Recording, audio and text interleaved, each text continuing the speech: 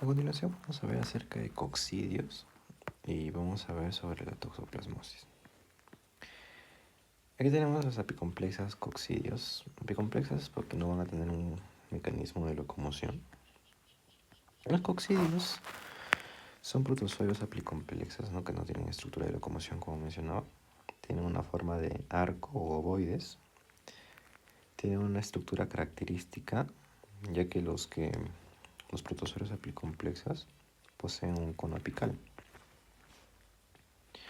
La reproducción es compleja porque puede ir entre una reproducción asexual y una reproducción sexual, pero la característica aquí es que ambas reproducciones se van a dar dentro de un solo hospedador. A eso nosotros lo vamos a llamar como una relación monoxénica, que se explicó en parasitología médica. Simplemente lo resumimos de esta manera. Una relación de hospedador y parásito monoxénica es cuando tanto la reproducción sexual y asexual ocurre en un solo individuo. En cambio, la heteroxénica necesita de mediadores. Por eso ambas reproducciones pueden ocurrir hasta en dos individuos. Pero aquí los coccidios tienen una relación monoxénica porque ambas reproducciones, tanto sexual y sexual, van a darse en el mismo hospedador. Ocurre, en primer lugar, vamos a partir acá desde el desarrollo de los ocistos.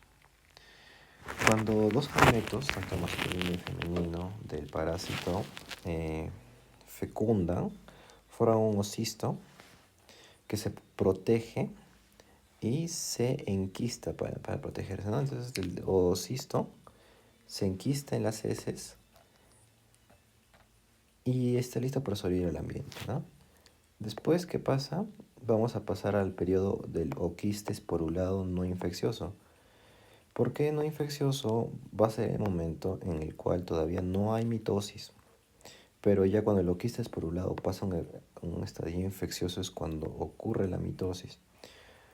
Posteriormente puede ser por ingesta de alimentos, ¿no?, contaminados, que el oquiste ingresa al intestino y ocurre la esquistación, que es la rotura del quiste.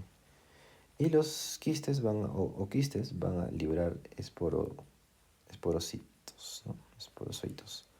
Los esporozoitos invaden células intestinales, pasan a trofozoitos, forman esquizontes. Los esquizontes liberan a los merozoitos, se forman gametos masculinos y femeninos y nuevamente se forma el oquiste en una posterior fecundación. Pero lo característico es que es monoxénico. Todo ocurre en un solo hospedador, no como lo vemos en malaria, ¿no? Los principales coccidios son el Isospora belli. Y el Isospora belli es un oportunista, va a esperar inmunosupresión para producir toda su sintomatología. También es monoxénico. Su principal afección es el intestino delgado. Luego tenemos al Cryptosporum parvum, que este va a ser el el coccidio, perdón, más relacionado con pacientes con VIH. Porque un paciente con SIDA, ya el desarrollo de la enfermedad, puede debutar o bien con neumonía o diarrea. Si es por neumonía, puede ser por causa del neucoplasma y diarrea por el Cryptosporum parvum o el Isospora belli, en ese orden. Principalmente, primero, si debuta con diarreas por el Cryptosporum parvum, Cryptosporidium parvum. Y acá lo mismo, ¿no?, que decíamos, ¿no? El Cryptosporidium parvum para pacientes con VIH-Sida que debutan con diarrea. Este igual es monoxénico, afecta el intestino delgado o grueso. Tenemos luego los Cryptospora cayetanensis. Esto es ha sido recientemente descubierto por la Universidad Cayetana Heredia, de ahí el nombre. Afecta el intestino delgado. Luego tenemos a los Sarcocystis siegominis, que afecta a cerdos. Ya estos son heteroxénicos. Los animales vendrían a ser pues el intermediario. Y nosotros, bueno, simplemente habría entre animales y los humanos. Y nosotros pues podríamos infectarlos. Tenemos los Sarcocystis bovis hominis, que afectan al ganado bovino, al Sarcocystis lymphedematans, que afecta a los aquenios. Y aquí en el músculo, el hombre va a ser el intermedio causal. Ahí está, esto es lo que quería decir, ¿no? El hombre va a ser un hospedador intermedio casual, porque el hospedador definitivo va a ser los animales. Infecciones por protozoarios, aquí tenemos los isosporidiasis, la etiología, protozoario causado principalmente por el Isospora velis, que causa una diarrea prolongada e inespecífica, una clínica de 6 a 10 disposiciones acuosas diarias con dolor abdominal y pérdida de peso, estatorrea y febrícula. El diagnóstico se hace con la tinción de Ziel-Nielsen de las heces, ¿no? El tratamiento también se menciona, profilaxis.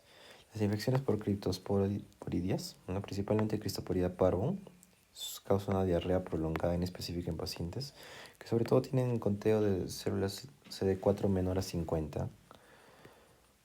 La patogenia menciona que el parásito se contrae por la vía fecal oral como quistes esporulados conteniendo 4 esporozoitos excretados por las vías de las heces o secreciones respiratorias. La transmisión se produce por el contacto con animales infectados o aguas contaminadas por las heces. Luego de la ingestión se produce desinquietación. Se liberan esporocitos, van a tejido epitelial intestinal y respiratorio. La clínica comprende diarreas acuosas graves, deshidratación, pérdida de electrolitos, pérdida de peso, desnutrición, tenesmo, náuseas y vómitos. El diagnóstico se hace mediante la detección del oquiste en muestras de heces con atención de Ziel-Nielsen. El tratamiento también reproduciendo líquidos, ¿no? Y por fármacos. Y acá hablamos de los ciclosporas. También se le conoce como la diarrea del viajero. Se ha detectado en Perú, es endémica, ¿no? Sobre todo en periodos de lluviosos de abril y junio. Y en abril y junio, pues en la costa más lluvia. Tanto inmunocompetentes, personas inmunocompetentes y inmunodeprimidos. El huésped es el humano, no se ha identificado reservorios antroponosis. Solo se transmiten entre humanos. El humano puede actuar como portador asintomático. El hábitat es el yeyuno, principalmente es un parásito intracelular obligado entre los enterocitos. El estadio infectante es los quistes maduros por un lado y el estadio diagnóstico va a ser en el estado diagnóstico se van a encontrar los quistes inmaduros. La vía de infección va a ser la vía oral. El mecanismo de transmisión va a ser indirecto, fecalismo ambiental, consumo de agua, alimentos contaminados por contaminación, contacto con el suelo, sobre todo a través de vegetales que crecen al ras del suelo, como las frambuesas, lechugas, etc. Ahora hablemos de toxoplasmosis. Principalmente hablaremos del parásito Toxoplasma gondii que encontramos en los animales. La epidemiología menciona que este parásito está altamente distribuido a nivel mundial. Por ello, del 10 al 25% de la población mundial se encuentra infectada. La prevalencia en las diferentes regiones del mundo varía de acuerdo a los factores económicos, sociales y culturales, porque va a depender de quienes llevan a su gato a desparasitar la veterinaria, ¿no? La toxoplasmosis gondii congénita se asocia bastante con mayor riesgo de abortos y parto prematuro, ¿no? Por eso lo vamos a considerar dentro de las enfermedades TORCH como toxoplasmosis, rubiola, citomegalovirus, sífilis y VIH. Epidemiología menciona que el riesgo de transmisión de la toxoplasmosis de la madre hacia el feto va a ocurrir cuando la madre no recibe un tratamiento, ¿no? El riesgo de transmisión es el 14% en el primer trimestre, 25% en el segundo trimestre, 65% en el tercer trimestre. Ahora depende si es que la madre se infecta con toxoplasmosis en el primer trimestre y en el tercer trimestre. Va a depender qué tan afectado va a salir el recién nacido. Porque si la madre se infecta en el primer trimestre y el toxoplasmosis disemina, traspasa la barrera placentaria y afecta al bebé, puede provocar abortos. Y lo vamos a ver en su fisiopatología, en su ciclo de vida sobre todo. Si hay infección de la madre por toxoplasmosis en el primer trimestre, puede ocurrir aborto espontáneo. Pero si es que el bebé sobrevive con efectos congénitos. Ahora, si es que la madre se infecta en el tercer trimestre, puede ocurrir máximo un parto prematuro. Lo mismo que decía, ¿no? Si te infectas en el primer trimestre puede ocurrir aborto, pero si sobrevive, defectos congénitos. En el tercer trimestre, si te infectas con el parásito, puede provocar nacimientos prematuros. Este es el ciclo de vida. Acá tenemos el gato que va a ser el hospedador definitivo. Podemos encontrar nosotros en los animales como en las aves, en los ratones, el periodo quístico del parásito en su tejido muscular. O bien el gato se lo come y luego el gato defeca, ¿no? Y en sus heces podemos encontrar el quiste todavía, ¿no? Entonces acá hay dos opciones. Por la arena del gato que contamina los alimentos llega hacia el humano, o este gatito puede llegar hacia contagiar a otros animalitos, a sus tejidos musculares, y luego lo ingerimos, lo comida como los de las ovejas y los cerditos, igual llega acá al ser humano, ¿no? Los gatos liberan el oquiste, en humano se forman los merozoitos, en animal eloquistes porulados, en animales eloquistes porulados, en hombres porozoitos, en ambos se forma de taquizoitos o pseudoquistes o bradizoitos. La clasificación son esporozoitos, taquizoitos y bradizoitos, ¿no? Son los estadios infectantes del Toxoplasma gondii. Los taquizoitos, una fase de replicación rápida, ¿no? Los esporozoitos localizados dentro de los oquistes porulados. Los bradizoitos, o sea, la fase de replicación lenta, localizados dentro de los quistes. Aquí tenemos el ciclo de vida del parásito. De las heces de los gatos se liberan los quistes, ¿no? Huevos quísticos, o los quistes que van hacia los alimentos. El individuo lo ingresa por vía oral, infecta el intestino delgado. Posteriormente ocurre un desenquistamiento de los oquistes y se liberan esporozoitos. Los esporozoitos invaden a los enterocitos y van hacia las células del sistema histomonocito, del sistema inmunológico. Ahí tenemos histiocitos, macrófagos y monocitos. Dentro de esas células producen su ciclo parasitario, ¿no? Intracelular. Y se convierten en trofozoitos, que para toxoplasmosis los vamos a llamar taquizoitos. Entonces los taquizoitos dentro de las células del sistema histomonocítico se empiezan a producir por una reproducción asexual y forman pseudoquistes, que son quistes sin cápsula. Posteriormente esos pseudoquistes se rompen y liberan bradizoitos. Los bradizoitos ven irse hacia el músculo de la madre, sobre todo al miometrio, que si está embarazada, ¿no? Y provocan aborto. O si no, pueden traspasar la barrera placentaria, llegan hacia el feto, y en el feto pueden afectar dos órganos, al cerebro y al globo ocular. Si afecta al cerebro, podemos ver la sintomatología de las 4 Cs o de la tetrada de Sabin, ¿no? Y si va a la retina, podemos ver también complicaciones, ¿no? Máximo pueden ocurrir también cataratas, estrabismos en algunos casos, ¿no? Ya, y ahora, si hay afección al cerebro y a la retina, podemos sospechar que hubo infección de la madre en el primer trimestre de embarazo. Toxoplasmosis adquirida. Ya, vamos a continuar con pseudoquistes, taquizoitos, xenoxistos. Aquí vemos, por ejemplo, un taquizoito, ¿no? Una membrana frágil. No, que este es un bradizoito, no, este es un pseudoquiste. Este es un pseudoquiste, ¿no? Con una membrana frágil, o sea, es un sin su pared, como lo mencionábamos acá, ¿no? Sin cápsula. Y conformado por bastantes taquizoitos. Acá encontramos el bradizoitos en músculo cardíaco y también en músculo estriado. Ahora, una mujer embarazada se recomienda que mientras esté en su periodo de gestación no tenga contacto con el gato para evitar el toxoplasmosis. Es lo mismo que mencionaba la fisiopatología. Igual, ¿no? Una de las características más interesantes es que invade prácticamente cualquier tipo de célula. Eso es cierto. Invade cualquier tipo de célula, pero tiene una preferencia por los músculos. Existen dos mecanismos de penetración del parásito.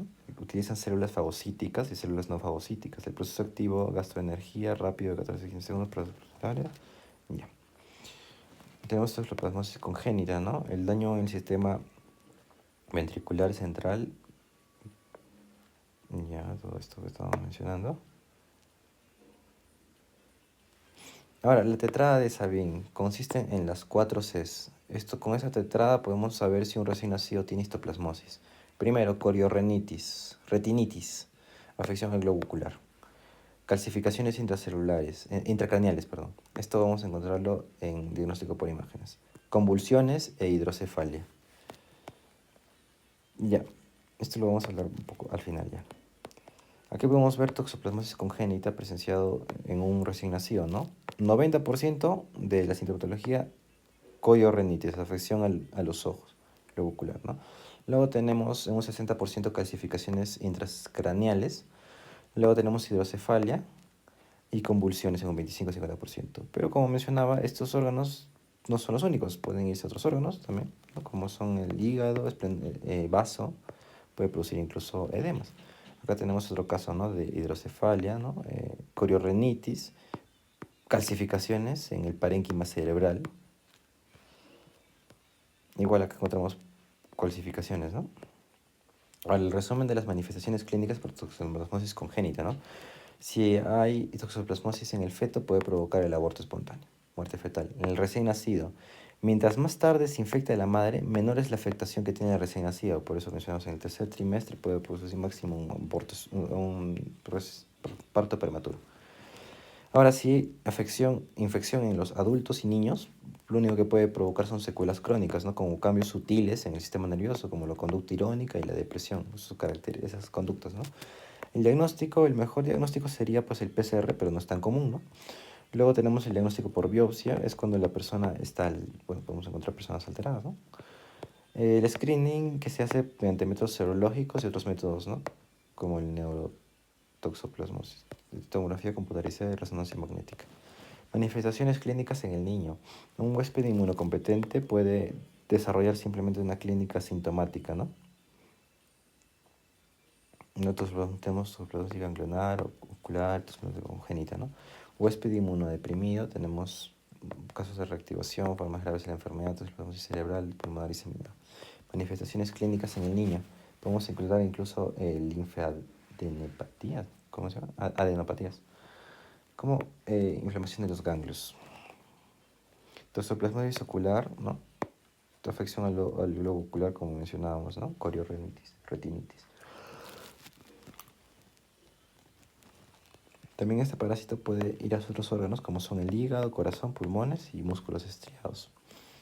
Y la diseminación hematógena, ¿no? Vemos acá en los ganglios.